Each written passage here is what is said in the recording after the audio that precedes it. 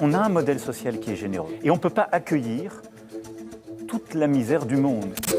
Dès l'instant que vous avez le sentiment d'une submersion, de ne plus reconnaître votre pays. Submersion migratoire. C'est l'un des principaux sujets de préoccupation des Français. L'immigration est plus que jamais au cœur des débats politiques et médiatiques. Les derniers chiffres sont tombés et ils sont implacables. L'immigration en France est en hausse. Il n'y a jamais eu autant d'immigration en France qu'aujourd'hui. On est dans une immigration complètement subie, on n'est pas du tout dans une immigration choisie. En 20 ans, l'immigration légale a plus que doublé et le nombre de QTF non exécutés a explosé. Alors que les 3/4 des Français souhaiteraient un référendum sur la politique migratoire, enquête sur un sujet sensible. Non, il faut arrêter de les filmer. Quels sont les vrais chiffres de l'immigration? Quelle réalité sur le terrain? Dans les villes? Et vous allez en Angleterre, c'est ça? Oui. Ils veulent me brûler, ils veulent me tuer, ils veulent me violer. C'est pas humain quoi, de me faire vivre ça au quotidien. Et les campagnes? On nous a chassés un peu de chez nous. Ces gens-là n'ont pas la même culture, pas les mêmes mœurs. Ils n'ont rien à faire chez nous. L'immigration est-elle une chance? En France, l'immigration, il en faut.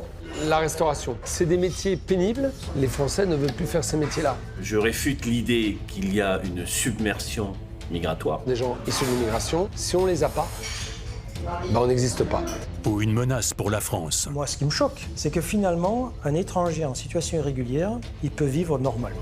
Comme ils disent dans leur slogan, ils sont chez eux, ils partiront pas. Voilà. Et c'est moi qui suis en train de tout perdre. Quelles sont ses conséquences sur les plans démographiques, économiques, social, culturels et sécuritaires? Enfin, peut-on réellement parler de submersion migratoire?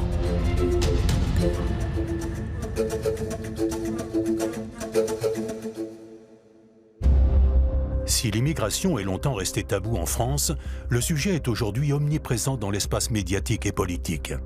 En janvier dernier, le Premier ministre prononce une phrase choc sur un plateau de télévision.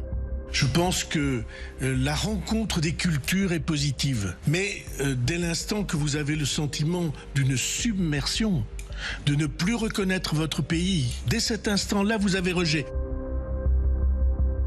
Le mot submersion, il a suscité une polémique. Pourquoi? Parce que c'est un mot qui est utilisé depuis de nombreuses années par le Rassemblement national et par la droite. Il a repris le constat, c'est-à-dire qu'il y aurait trop d'immigrés et d'étrangers en France.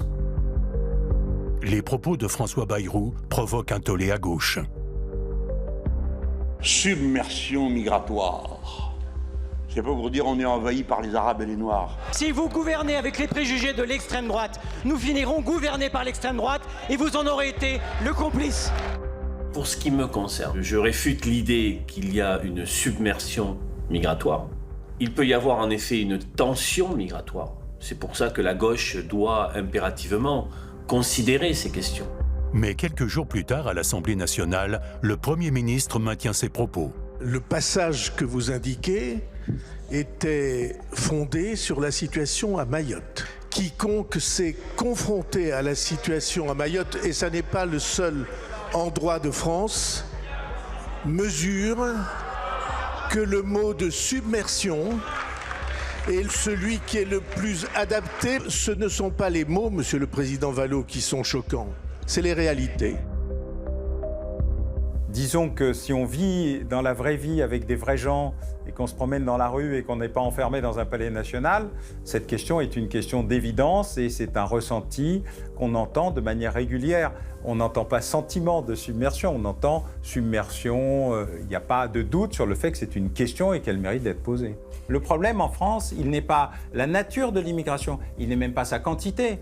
Mais il est le fait que la quantité plus la nature sans obligation d'intégration crée le sentiment de subversion.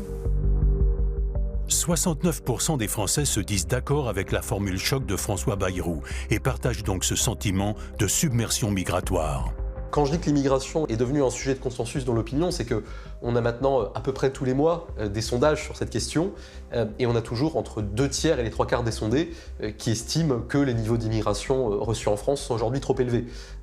Quand je dis 2 tiers des sondés, c'est évidemment 90% de l'électorat RN, mais c'est aussi 2 tiers des électeurs du bloc central, et c'est même une petite moitié de l'électorat de gauche. Quand François Bayrou, par exemple, a employé le terme de submersion migratoire, l'Institut Ellab a fait une enquête dans les jours qui ont suivi, et on s'est rendu compte que plus de 40%, 43% des électeurs du Parti socialiste disaient partager à titre personnel ce constat d'une submersion.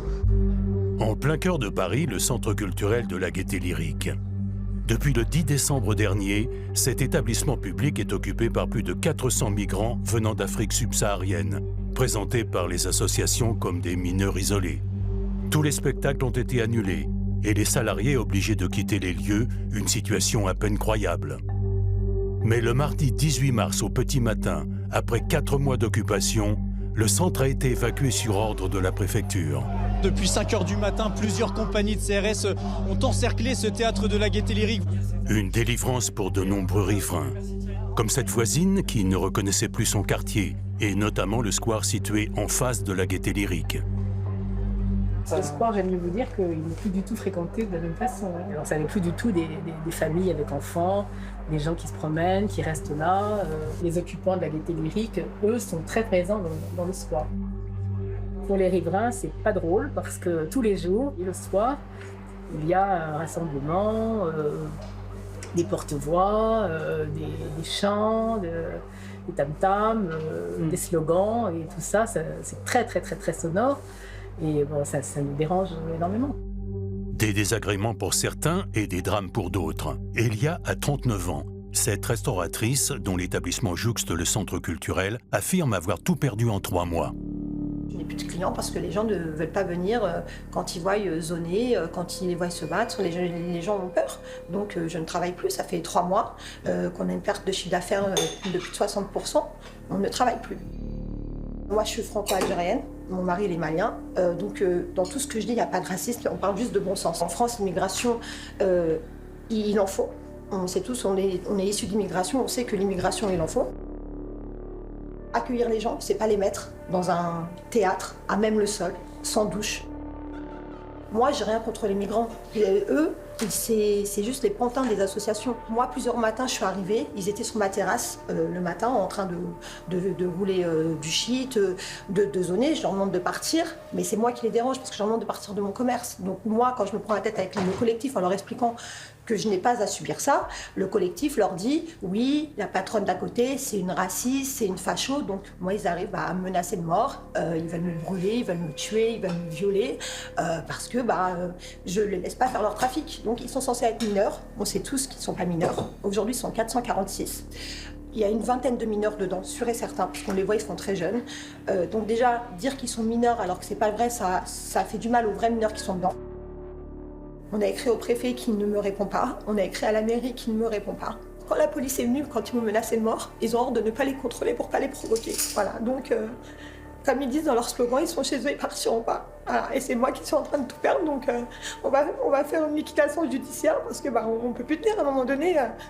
On a un loyer à 10 000 € par mois, on a 6 salariés, on a une charge salariale élevée. Et c'est pas humain quoi, de me faire vivre ça au quotidien. Un préjudice financier, mais aussi moral pour cette mère de famille. Alors j'ai dû porter plainte parce que ils me menacent de mort, donc on me laisse plus à la brasserie toute seule. Je suis toujours obligée d'avoir quelqu'un avec moi. J'habite le quartier, j'ai des enfants. Donc je me dis un jour peut-être qu'il m'arrivera quelque chose. Donc jusqu'à aujourd'hui, j'avais refusé de parler. Mais là, la situation, elle peut plus continuer. Moi, j'ai peur de sortir. La nuit, je dors pas. Je suis stressée tout le temps. Je prends des antidépresseurs le soir parce que je suis à bout, parce que je peux plus en fait subir ça. Je suis en train de tout perdre et on me regarde tout perdre. Et quand je dis au collectif, à une personne du collectif, moi quand je vais tout perdre avec mon mari et mes enfants, on va aller dormir où? Et qui me répond, mais votre mari il est noir, on fera une exception, vous viendrez dormir avec nous à la Gaîté parce qu'ils prennent que les subsahariens, ils prennent pas les Arabes, ils ont refusé. Nous on vient de rien, que ce soit mon mari ou moi, on vient de famille pauvre. Nous on a travaillé pour avoir ce qu'on a. On a volé à personne ce qu'on a. On a un crédit sur la brasserie, on est caution personnelle. Si je perds ma brasserie, je garde mes dettes. Même si je dépose le bilan, le crédit de la brasserie, on l'aura toujours pas. Donc je me dis que c'est injuste parce qu'on ne peut pas laisser un commerce devenir comme ça. Une cagnotte solidaire a été mise en ligne pour sauver Elia et son établissement. Mais la restauratrice n'a quasiment plus d'espoir. Je vais faire quoi demain si je perds ma brasserie? Je vais où avec mes 3 enfants? Des fois, je me dis, je ferais mieux de m'en coller une, que je reste au sol et peut-être que là, on viendrait m'aider. Des fois, je me dis, ce serait la solution, qu'il m'arrive quelque chose de grave. Au moins, ça ferait changer les choses. Vous avez vu, vous êtes venus hier. À peine ils vous ont vu, ils viennent pour vous frapper, alors imaginez-moi. La veille, nous avons tenté d'interroger les occupants de la Gaîté Lyrique, mais la situation a vite dégénéré. L'un d'entre eux s'est saisi de notre caméra pour supprimer toutes nos images avant de casser notre matériel.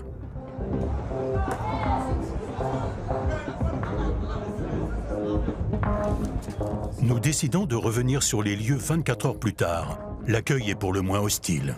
Non, il faut arrêter de filmer. Vous voyez Il faut arrêter de filmer. Pourquoi je ne touche pas à l'appareil? Moi j'ai prévenu la préfecture de police. Quelle préfecture? On s'en fout de préfecture. Ah, on s'en fout de la préfecture? Ouais. Et pourquoi? C'est pas eux qui font la loi? Arrête vos cinémas là, arrêtez de filmer ici. Pas de quartier pour les fachos! Pas de fachos dans notre quartier! Pas de quartier pour les fachos! Non, non, arrête! Ouvrez les frontières! La Méditerranée! Arrêtez de filmer! Reculez! Vous êtes de racistes! Escortés par les forces de l'ordre, nous sommes contraints de quitter les lieux.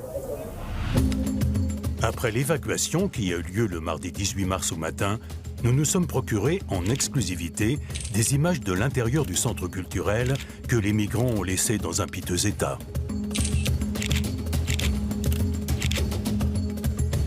Sur les murs de la salle de spectacle, des insultes envers le président Macron et des messages de haine contre la France et l'Europe.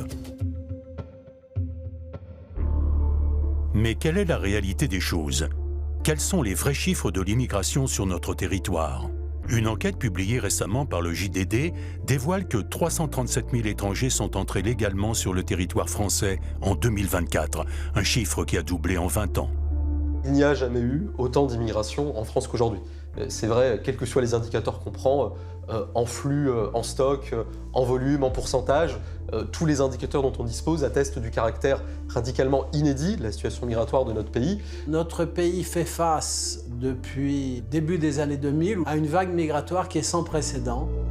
Même constat pour les demandeurs d'asile. Ils étaient 53 000 en 2002 contre 131 000 en 2024. Pour obtenir le total du nombre d'immigrés en France, il faut ajouter à ces chiffres ceux de l'immigration clandestine. L'immigration clandestine, par nature, elle est plus difficile à approcher, mais on a un indicateur classique pour ce faire, c'est le nombre de bénéficiaires de l'aide médicale d'État, qui est réservé aux étrangers en situation irrégulière sous conditions de ressources. On se rend compte que ce nombre de bénéficiaires de l'AME a lui aussi triplé en 20 ans, ce qui atteste de la dynamique plus globale de l'immigration clandestine. D'autre part, l'origine des nouveaux entrants sur le sol français a radicalement changé en 10 ans. D'après l'INSEE, les immigrés africains sont désormais les plus nombreux dans les flux migratoires. La courbe, elle s'est inversée au milieu des années 2010, c'est-à-dire que désormais, il y a plus d'immigrés africains que d'immigrés européens. La majorité des immigrés que nous recevons, c'est des immigrés d'Afrique subsaharienne et du Maghreb. Il faut bien s'entendre sur ce qu'on appelle immigré. Un immigré, c'est quelqu'un qui est né étranger à l'étranger. Sur les un peu plus de 7 millions d'immigrés en France, 2,5 millions ont acquis la nationalité française. L'évolution importante, c'est que dans les immigrés, il y a ceux qui peuvent venir encore de l'Union européenne. Il y a encore des Italiens, des Portugais, des Espagnols, qui sont les anciennes immigrations qui ont été dominantes jusqu'au début des années 80. Aujourd'hui, ce qui domine, c'est des personnes qui viennent de pays en dehors de l'Union européenne. Aujourd'hui, on est, d'après les chiffres, dans une immigration complètement subie. On n'est pas du tout dans une immigration choisie. Il y a un sentiment d'insécurité culturelle, une insécurité identitaire, et c'est la raison pour laquelle, sondage après sondage, élection après élection, les Français rejettent de plus en plus notre politique d'immigration. Ces chiffres ne sont ni de droite ni de gauche, ils sont le miroir brut de la réalité. En France, l'immigration se divise en plusieurs canaux. Aujourd'hui, pour ce qui est de l'immigration enregistrée, finalement, il y a deux principaux canaux d'entrée. Il y a d'une part l'immigration légale au sens strict, donc c'est le champ des titres de séjour. Dans ces titres-là, motif étudiant en premier, immigration familiale ensuite, immigration pour motif économique, et d'autre part, dernier motif de titre, ce sont les titres de séjour pour motif humanitaire. Alors globalement, ça renvoie à la question de l'asile. Le droit d'asile reconnu par la Convention de Genève de 1951 permet de protéger toute personne victime de persécution dans son propre pays. La demande d'asile, il faut bien prendre la mesure de ce que c'est. Aujourd'hui, notre régime de l'asile fait que le droit d'asile est un droit opposable à l'immigration, sans limite quantitative, sans capacité de contrôle du politique sur l'octroi de cet asile. C'est-à-dire qu'aujourd'hui, l'asile, ça n'est plus seulement une question individuelle de personnes, c'est une question parfois de peuples entiers. Quand la Cour nationale du droit d'asile dit l'été dernier que l'ensemble des femmes afghanes qui souhaitent fuir le régime des talibans sont éligibles à l'asile en France, on se rend compte qu'on est là sur un canal qui est à la fois décorrélé des besoins de l'économie et même décorrélé des capacités les plus immédiates d'accueil de la société française. Un droit fondamentalement humain qui pose néanmoins problème dans son application concrète. Le droit d'asile étant aujourd'hui un droit sans aucune limite quantitative, on a voulu s'intéresser à l'Observatoire de l'immigration et de la démographie, à la part de la population mondiale qui remplit aujourd'hui au moins l'un des critères permettant aux individus qui les remplissent, s'ils se présentent sur le territoire français, d'obtenir l'asile de manière inconditionnelle et sans contrôle du politique. Nous sommes arrivés à estimer qu'environ un demi-milliard de personnes, 580 millions, remplissaient au moins l'un des critères d'accès à l'asile en France et donc obtiendraient l'asile si demain elles se présentaient sur le territoire national. Alors quand on dit ça, évidemment, il ne s'agit pas de dire que ce demi-milliard de personnes va se rendre en France. Il n'en demeure pas moins qu'il suffit que 1%, 2%, 5% de ce total fassent un tel choix vers la France ou vers d'autres pays européens pour que nos capacités d'accueil qui sont déjà saturées explosent complètement. Aujourd'hui, quand vous donnez un titre de séjour en fonction des catégories auxquelles vous appartenez, il n'y a pas de logique de plafond. Il n'y a pas 150 000 titres qui sont distribués en matière économique, en matière familiale ou en matière d'asile, et puis le 150 000 unième se voit refuser le titre. Ce n'est pas comme ça que ça se passe. Notre droit national aujourd'hui l'empêche. Donc ça, c'est un élément majeur qui explique que la maîtrise de ceux qui peuvent prétendre à un titre de séjour ne s'inscrit pas dans une logique de quota, mais s'inscrit dans une logique de capacité et de caractéristiques. Autre problème, les expulsions.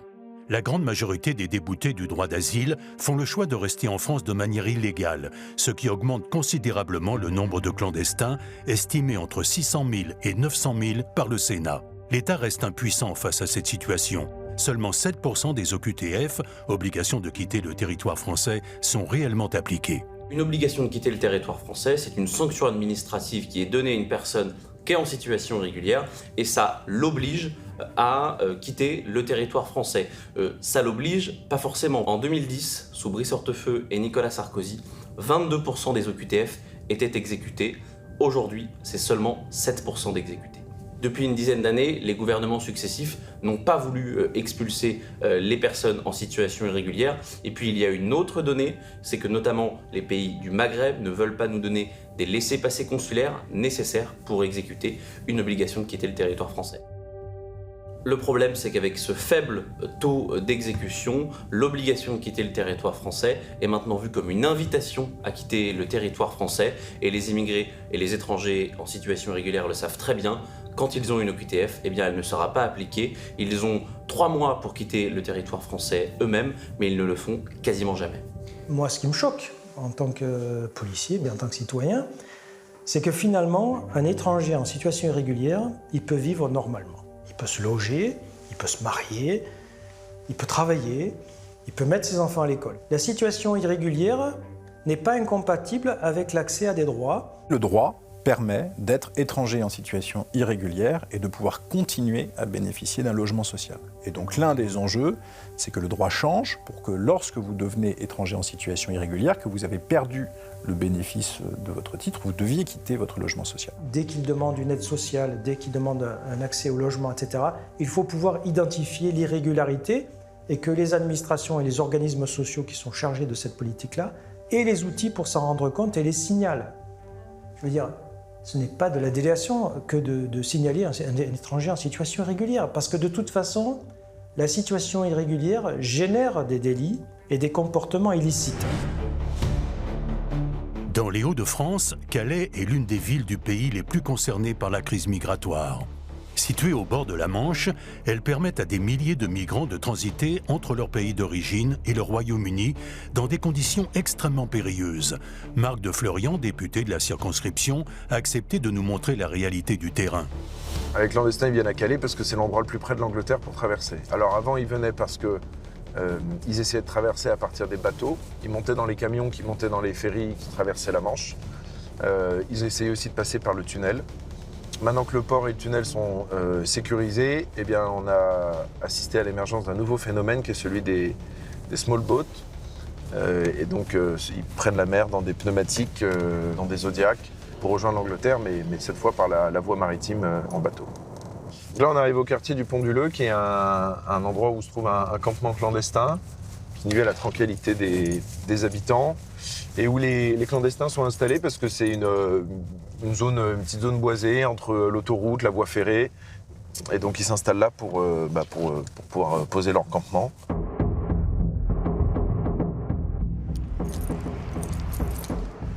C'est un quartier résidentiel, tranquille. Les gens vivent tranquillement, mais ils sont gênés par la présence de ce campement clandestin au quotidien, parce que c'est notamment sur les itinéraires piétons qui permettent de rejoindre le centre-ville, les écoles notamment, donc ça nuit au quotidien des gens. Alors là, ici, on arrive aux abords du campement clandestin. Et vous allez voir le problème d'insalubrité que ça pose, qui saute aux yeux avec un amoncellement de déchets absolument considérable.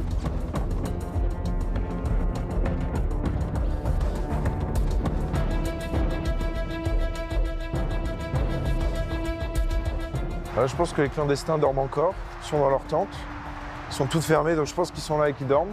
Donc il y a un gros problème d'insalubrité qui est évident, et donc pour les habitants, c'est devenu insupportable.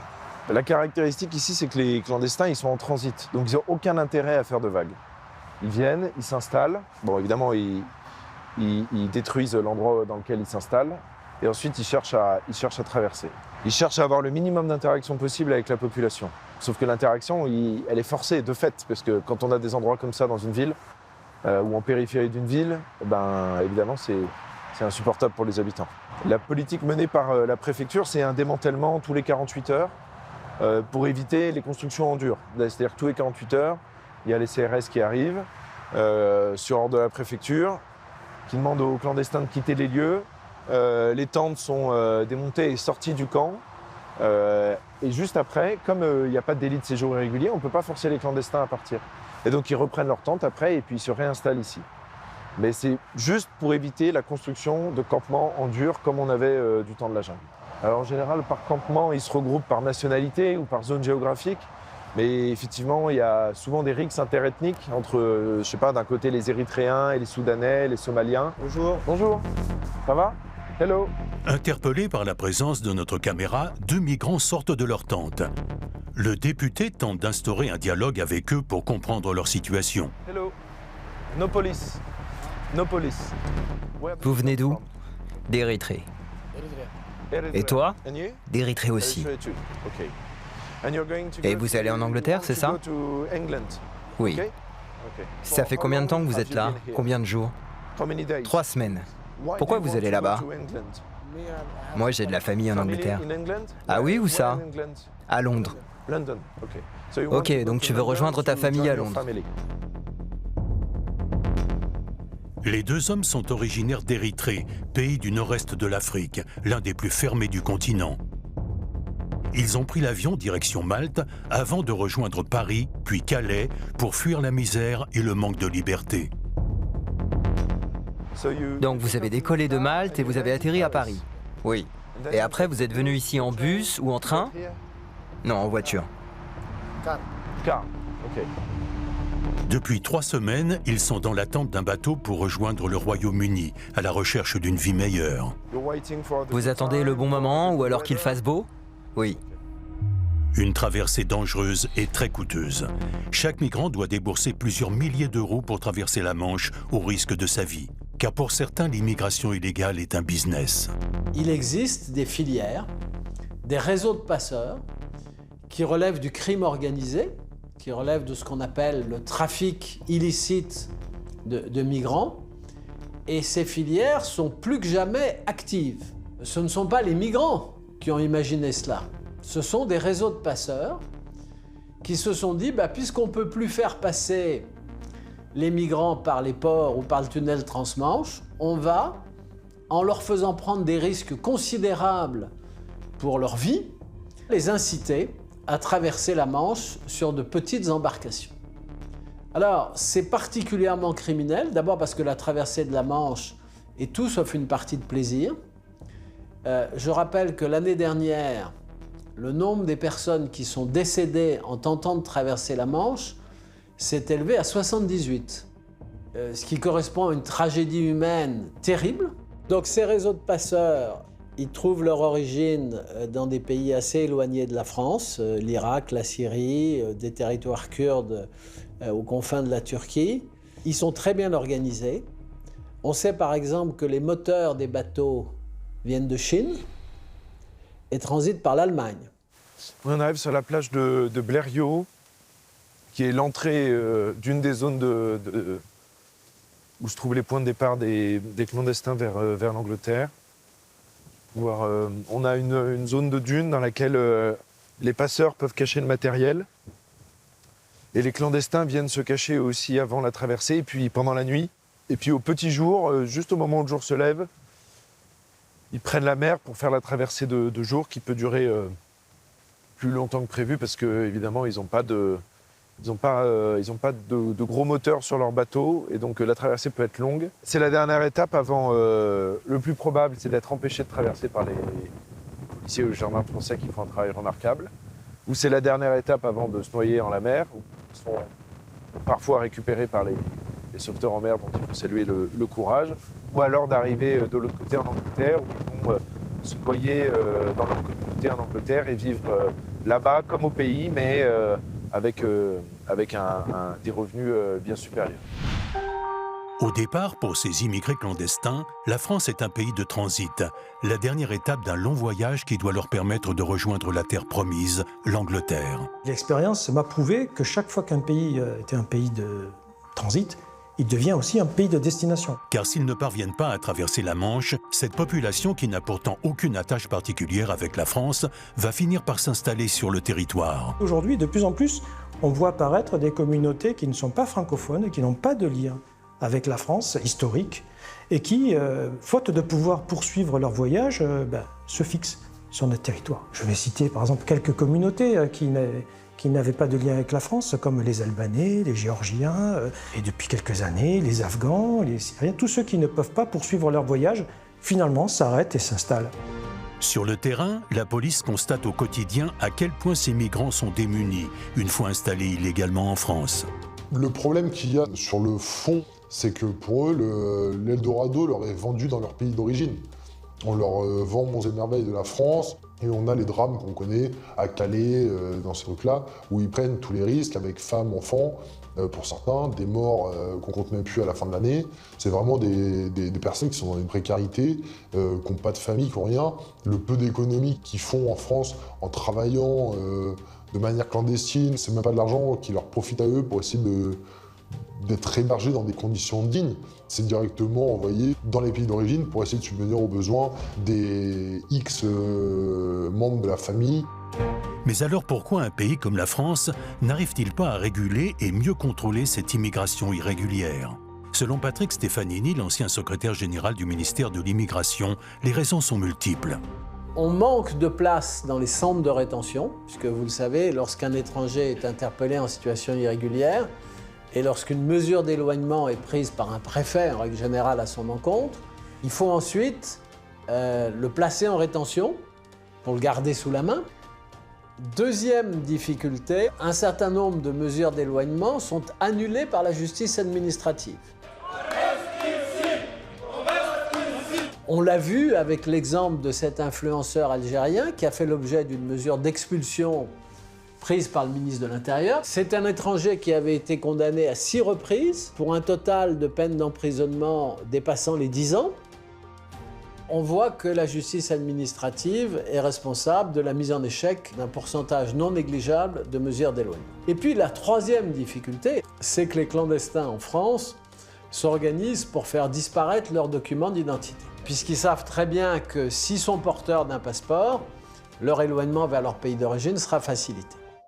Autre difficulté majeure pour les autorités, la dépénalisation du délit de séjour irrégulier. En 2012, sous la présidence de François Hollande, pour entrer en conformité avec le droit européen, ce délit a été supprimé. Une grave erreur pour Fernand Gontier, l'ancien directeur central de la police aux frontières. Finalement, avec cette dépénalisation, on a déclassé l'immigration irrégulière en termes de priorité. Le fait que ce soit du pénal et que ça devienne de l'administratif, on a finalement considéré que c'était moins grave qu'un délit de droit commun. Par ailleurs, on a perdu un certain nombre de pouvoirs d'investigation. Parce que quand vous avez un délit puni d'une peine d'1 an de prison, vous pouvez placer en garde à vue et vous avez des pouvoirs de contrainte. C'est-à-dire vous pouvez fouiller un téléphone. Aujourd'hui, dans un cadre administratif, vous ne pouvez pas fouiller un téléphone. Et ça permettait surtout d'identifier des passeurs. Parce que dans un téléphone, vous avez des numéros, des passeurs. Et puis, on a perdu aussi la possibilité de relever les empreintes, puisqu'ils sont sortis des fichiers judiciaires, donc nous n'avons plus les empreintes des étrangers. Et cette directive, finalement, qui empêche de refouler des étrangers aux frontières intérieures, encourage les flux migratoires. Réformons cette directive.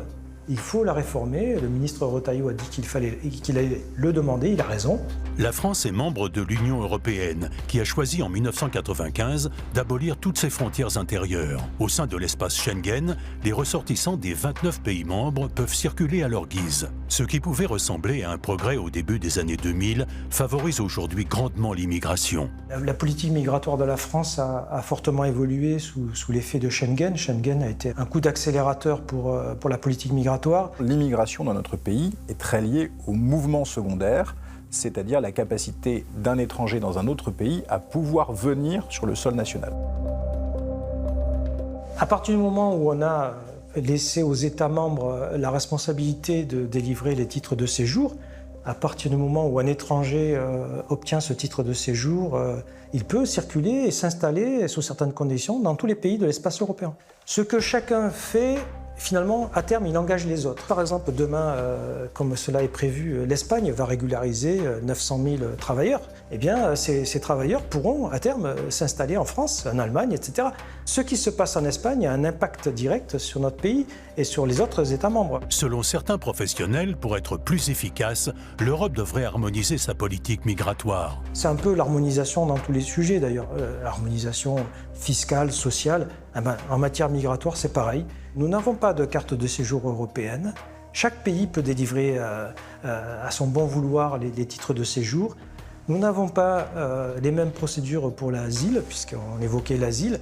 Chaque pays a ses critères. Depuis la deuxième moitié du XIXe siècle, la France est un pays d'immigration. Et donc bien avant la mise en place de l'espace Schengen, le pays a bénéficié de plusieurs vagues migratoires, dont les plus importantes après la Première et la Deuxième Guerre mondiale. Nous avons, si ma mémoire est fidèle, 35 ou 36 nationalités. En principe, il reste 2 ans. 18 mois, quelquefois 2 ans. Et puis ils repartent chez eux. Ils ont constitué un petit pécule. Il faut bien voir qu'à l'époque, ces vagues d'immigration, elles étaient liées à notre situation démographique. Les classes d'âge jeunes avaient été fauchées par la Première Guerre mondiale. La France avait besoin de reconstituer son potentiel de main-d'œuvre. Et ça a expliqué, à partir des années 1920, l'immigration notamment des Polonais, des Italiens, des Belges, enfin, etc. Et puis après la Deuxième Guerre mondiale, le pays avait besoin d'être reconstruit. Et on a eu une vague d'immigration significative. Je suis venu ici pour étudier le savoir, le travail et tout ça. C'est pour cela que je suis venu en France. C'est pas question de l'argent que je suis venu en France. Mais même durant ces périodes, ces vagues migratoires désirées en France étaient moins importantes qu'aujourd'hui. 2024, c'est plus de 330 000 titres de séjour attribués à des ressortissants de pays tiers.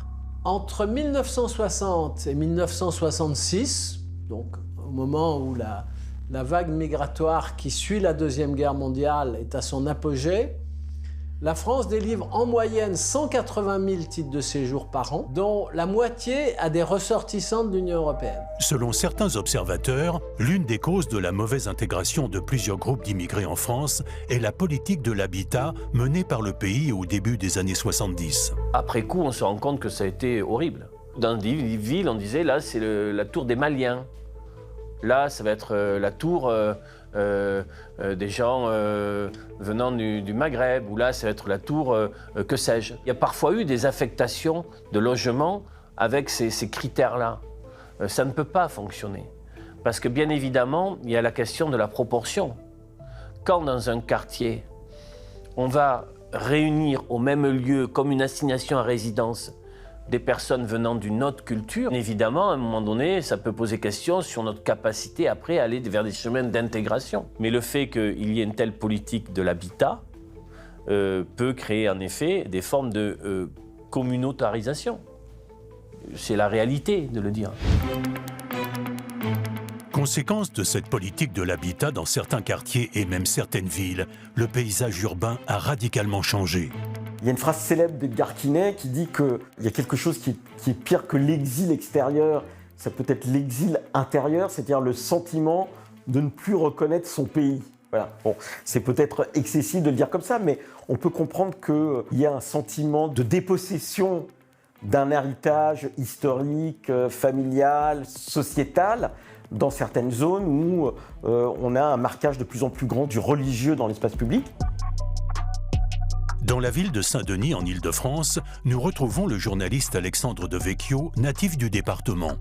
Donc là, on est à Saint-Denis, dans la rue peut-être emblématique de Saint-Denis, qui s'appelle l'avenue de la République, et qui est une rue commerçante, mais comme on peut le voir, désormais assez communautarisée, ce qui était déjà le cas quand j'étais étudiant, et ce qui s'est renforcé avec notamment une prégnance des commerces islamistes.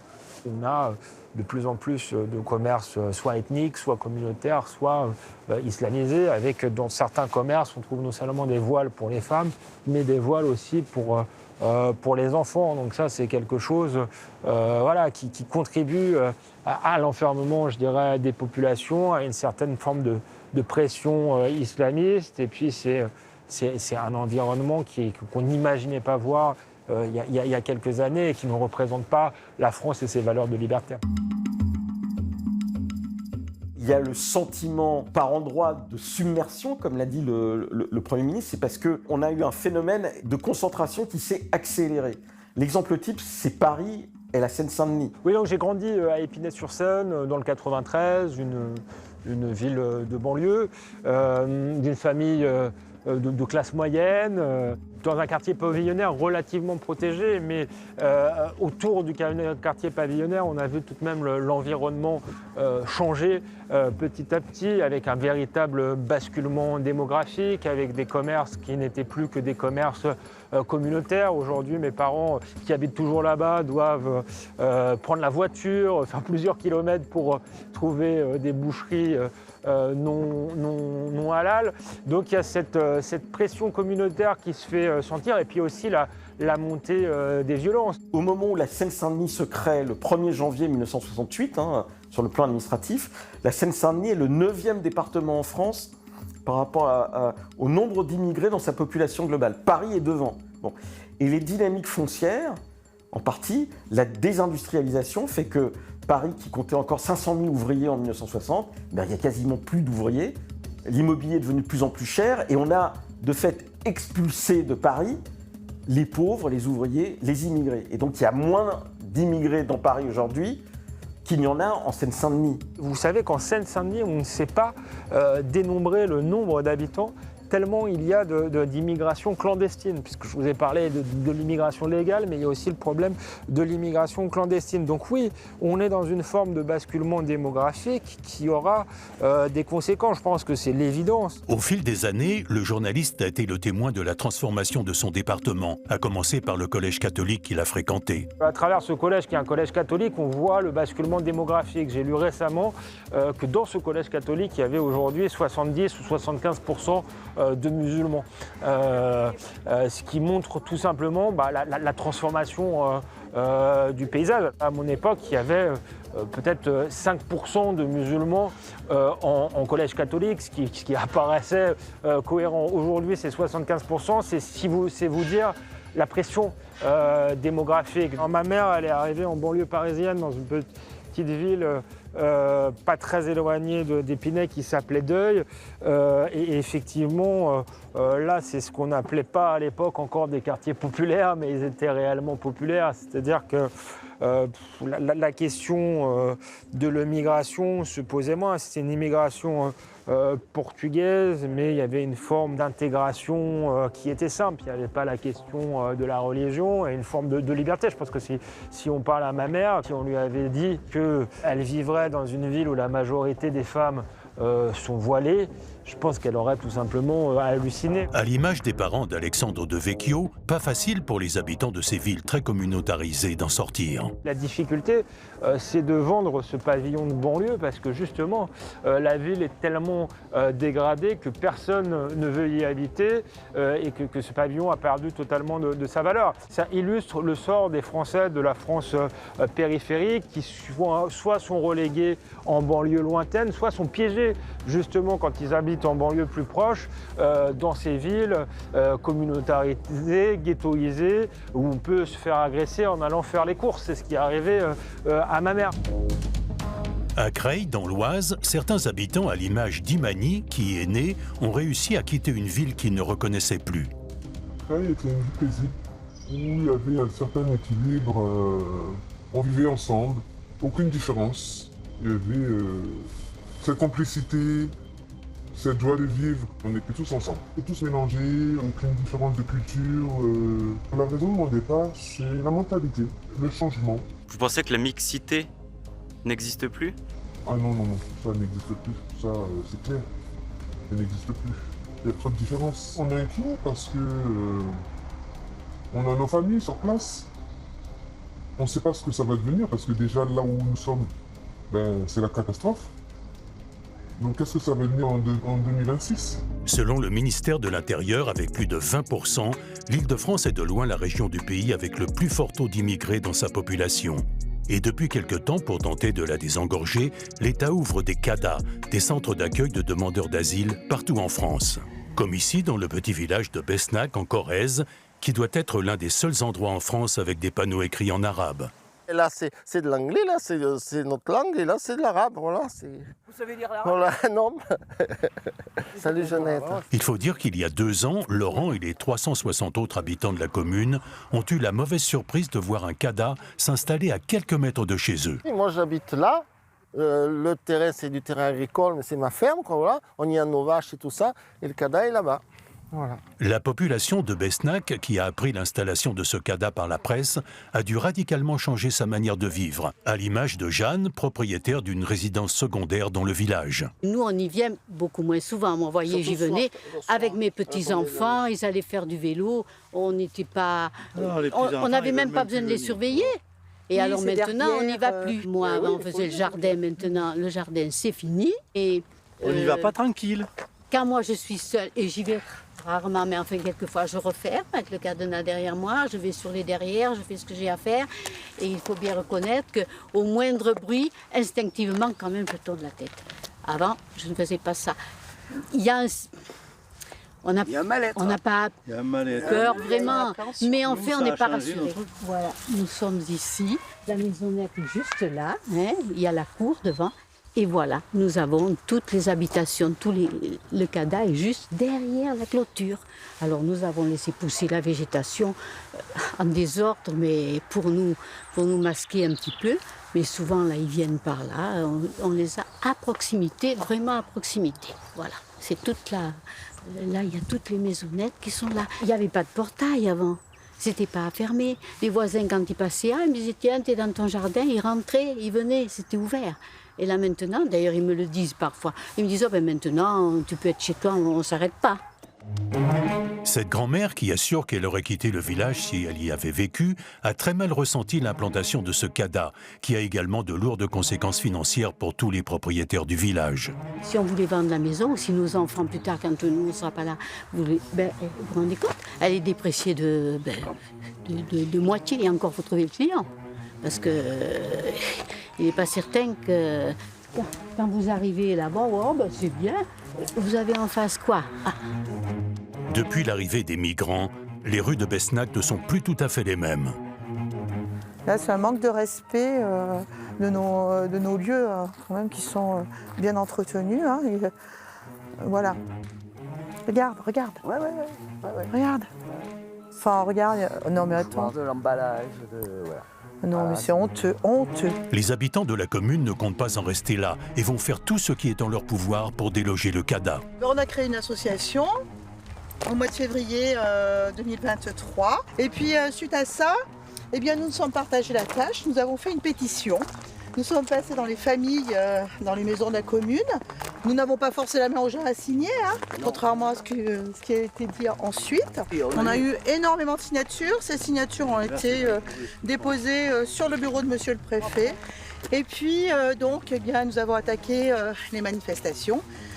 Nous avons montré que nous existions, que nous étions contre ce CADA, puisque le site de la Mandrie était quand même mieux voué à être une résidence pour personnes âgées plutôt que d'être un CADA, puisque on est quand même au milieu de nulle part, proche d'aucune commodité. Hein. C'est le préfet qui a pris la décision d'instaurer un CADA sur la commune de Besnac. Nous l'avons appris par la presse.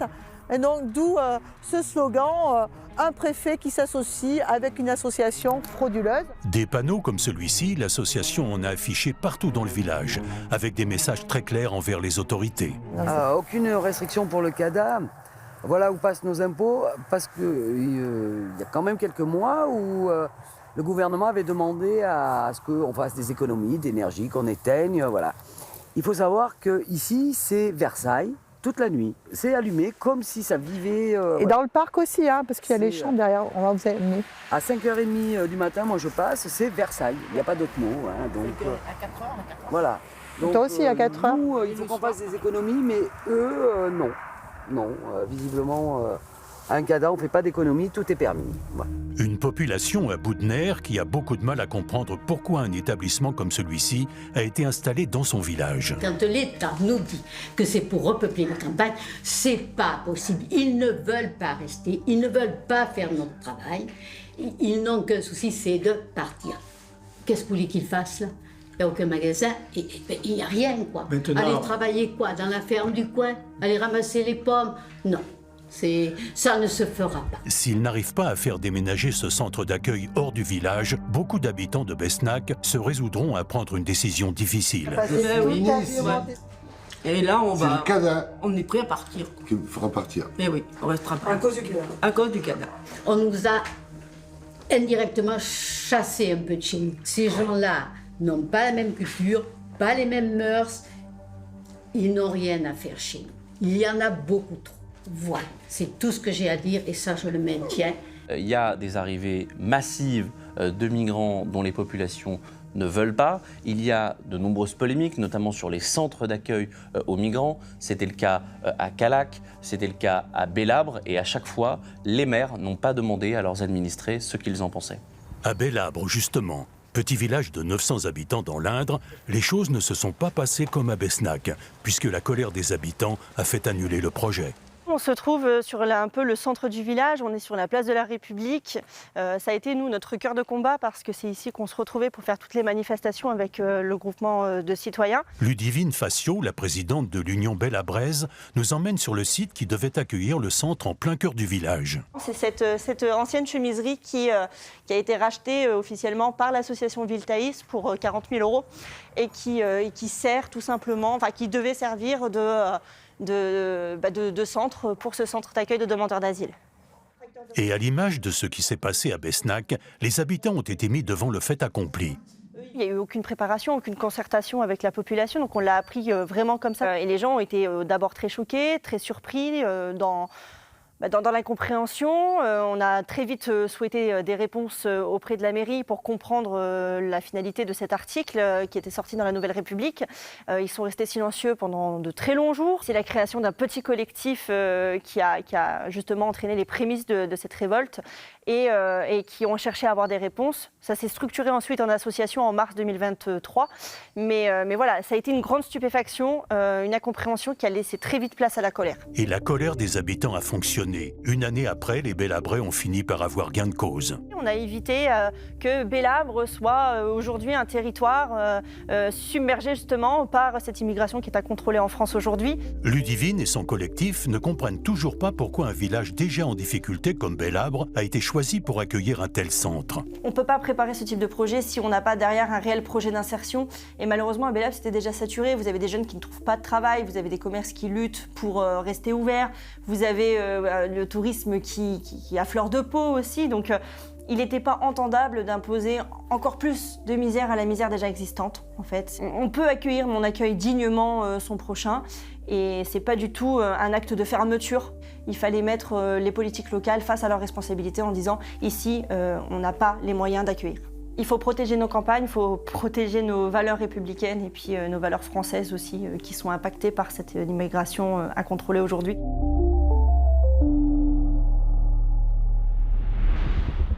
Que ce soit au niveau culturel, économique ou sécuritaire, l'immigration a un énorme impact sur la société française. Et tout commence par l'éducation. Près d'un tiers des immigrés ayant obtenu un titre de séjour en 2018 n'ont pas le niveau collège. Le problème que nous avons, c'est la part des immigrés que nous avons du mal à intégrer sur le marché du travail ou qui ont du mal à s'intégrer sur le marché du travail. La France a cette difficulté, c'est qu'elle est le pays développé qui a la proportion d'immigrés la moins formée, avec beaucoup de non-lecteurs, non-scripteurs, de personnes qui n'arrivent pas à lire leur langue, à écrire leur langue. Un faible niveau scolaire qui a pour conséquence un plus haut taux de chômage chez les immigrés. Deux données simplement à ce sujet, données OCDE 2020, on avait cette année-là à peine la moitié, 51,6%, des étrangers extra-européens en France en âge de travailler qui occupaient un emploi. Et c'était d'ailleurs l'un des taux les plus bas parmi les étrangers extra-européens de tous les pays de l'UE. Deuxième donnée, cette même année-là, en 2020, on avait près de la moitié, 47%, des étrangers extra-européens en France qui vivaient sous le seuil de pauvreté, donc un taux de pauvreté 4 fois supérieur à celui des Français. Mais cette immigration peu qualifiée profite quand même à la France, dans des secteurs d'activité en forte tension, comme nous l'explique Alain Fontaine, le président de l'Association française des restaurateurs. Ces métiers en tension, il y a les BTP, vous avez bien sûr l'aide à la personne, l'hospitalier, vous avez également la sécurité, et puis vous avez la restauration. 30% des professionnels de la restauration sont issus de l'immigration. La plupart sont en situation régulière. Quand on parle d'immigration, je pense qu'il faut parler de deux immigrations. Il y a l'immigration non maîtrisée depuis 50 ans, et puis vous avez l'immigration économique. L'immigration économique, c'est des gens qui travaillent, qui ont un salaire, déclarent des charges sociales, participent à la croissance de la nation. Ça, c'est une immigration qui est plutôt enrichissante. Mais alors, pourquoi dans ces secteurs d'activité, ces professionnels éprouvent-ils autant de difficultés à recruter des Français? C'est des métiers où vous mettez une annonce à France Travail, personne. Les Français veulent moins faire ces métiers-là parce que vous avez un rapport temps passé, argent reçu. Ou pénibilité du métier, argent reçu. Et ça, c'est flagrant. On reste debout toute la journée, il y a des horaires en décalé, le week-end, les soirs. C'est des métiers pénibles, les Français ne veulent plus faire ces métiers-là. Selon le restaurateur, dans ces secteurs, l'immigration est réellement indispensable. Dans les activités, les métiers en tension, si on ne les a pas, on n'existe pas. Vient ensuite la question sécuritaire. Alors peut-on réellement faire un lien entre immigration et délinquance? Dire qu'il y a un lien entre immigration et délinquance, aujourd'hui c'est possible. Il y a quelques années, ce n'était pas possible, c'était tabou. Et avec les chiffres que nous publions, eh bien, cette question, elle n'est plus une question. Pourquoi? Parce qu'on voit que 25% des personnes incarcérées en France sont étrangères, alors que la population étrangère ne représente que 7% de la population. Dans les grandes villes, les étrangers sont surreprésentés dans les crimes et délits. À Paris, c'est 48% des interpellés. À Marseille, c'est 55% des interpellés. Et à Lyon, c'est 39% des interpellés. L'écrasante majorité des étrangers dans notre pays qui y vivent se comportent bien. Étranger, ça ne veut pas dire délinquant. Mais dans certaines filières de délinquance, il y a une proportion importante de personnes en situation notamment irrégulière parce qu'il y a des filières de recrutement. Selon ce policier, certaines personnes issues de l'immigration ne parviennent pas à adapter leur mode de vie avec les lois de la République française. On a également des personnes, encore une fois, issues de l'immigration, vivant avec leurs mœurs et coutumes dans leur pays, leur religion, qui autorise la polygamie, ci ou ça, et pour une embrouille, une prise de tête, justifie des violences à l'encontre de sa femme, alors l'officielle, la numéro 2, la numéro 3, ils vivent avec plusieurs femmes, et donc voilà, pour des pâtes pas cuites, la femme est sous l'homme et il n'y a pas les mêmes droits qu'en France. D'ailleurs, un chiffre inquiétant illustre ces propos. En France, les étrangers extra-européens sont surreprésentés parmi les auteurs de féminicides, presque 4 fois plus que les citoyens français. En 2025, et plus que jamais auparavant, la politique migratoire de la France est devenue un enjeu crucial pour notre pays et pour les Français, qui sont presque 75% à demander un référendum sur le sujet.